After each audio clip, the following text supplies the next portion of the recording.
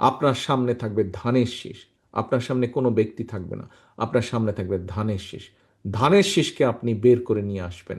ধানের শীষের পক্ষে আপনি জনগণের মতামতকে ঐক্যবদ্ধ করবেন।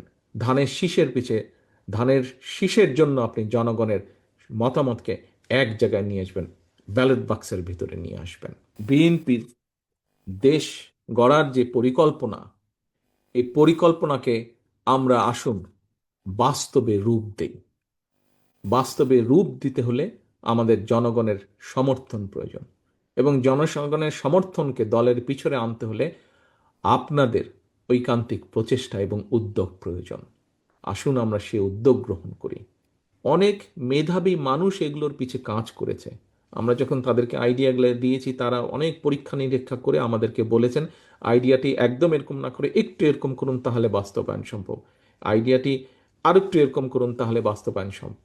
অনেক মেধাবী মানুষ এর পিছনে কাজ করেছে, কাজেই এগুলোতে ব্যর্থ হবার কোনো কারণ নেই। ইনশাল্লাহ আমরা জনগণের সমর্থন নিয়ে সরকার গঠন করতে সক্ষম হলে এই কাজগুলো আমরা করব। শুনেছি, আমি বিভিন্ন জায়গায় দেখলাম, কিছু ব্যক্তি গিয়ে মসজিদে গিয়ে তারা তাদের কথা বলছে। তারা যদি বলতে পারে, আপনি কেন বলতে পারবেন না? বললে সবাই বলবে, না বললে কেউ বলতে পারবেন না। আপনি আপনার এলাকায় সেভাবে ব্যবস্থা গ্রহণ করুন।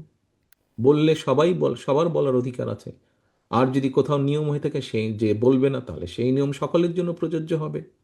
কোনো বিশেষ কারোর জন্য হবে আর কারোর জন্য হবে না, এটা তো হতে পারে না। সবার জন্যই হবে। আসুন সহকর্মীবৃন্দ, স্বৈরাচার দেশের অর্থনীতি, দেশের সমাজ ব্যবস্থা, দেশের শিক্ষা ব্যবস্থা, দেশের কৃষি ব্যবস্থা, যেটাই যেখানে রেখে গিয়েছে অসম্ভব ভঙ্গুর অবস্থায় রেখে গিয়েছে, ধ্বংসপ্রাপ্ত অবস্থায়, যুদ্ধবিধ্বস্ত দেশের মতো ধ্বংসপ্রাপ্ত অবস্থায় রেখে গিয়েছে। এই দেশকে যদি গড়তে হয়, একটি যুদ্ধবিধ্বস্ত দেশকে করার জন্য যেভাবে কষ্ট করতে হয় অসম্ভব, সামনের দিনে কিন্তু সেভাবেই আমাদেরকে কষ্ট করতে হবে। সেভাবেই আমাদেরকে কষ্ট করতে হবে। কাজে আজকে থেকে আমাদের প্রস্তুতি নিতে হবে। কিন্তু আমরা কষ্ট করলে সফল হবার সম্ভাবনা ইনশাল্লাহ এজন্যই বেশি যে আমাদের কাছে একটি পরিকল্পনা আছে যে আমরা কিভাবে কাজগুলো করব। অন্যদের কাছে এই পরিকল্পনা নাই। যদি পরিকল্পনা থাকতো তাহলে তো বাই নাও তারা বলতো তাদের পরিকল্পনার কথা, তাই না?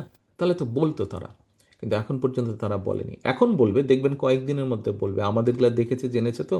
আবার আমাদের ফোল্ডারের অনেক কিছু চলে গেছে অনেকের কাছ থেকে, আত্মীয় স্বজনের মধ্যেও তো থাকে। দেখবেন কয়েকদিনের মধ্যেই কিন্তু তারা বলবে, এই আমরা এই করব, আমরা ওই করব, এইটা করব, ওটা করব, অনেক বেশি, অনেক বেশি বলবে। দেখবেন আমাদের থেকেও মনে হবে প্রস্তাবগুলো ভালো ভালো, অন্য অনেকেই বলবে আমাদের থেকেও প্রস্তাবগুলো ভালো মনে হবে। কারণটা কি? আমরা বাস্তবতার নিরিখে করেছি।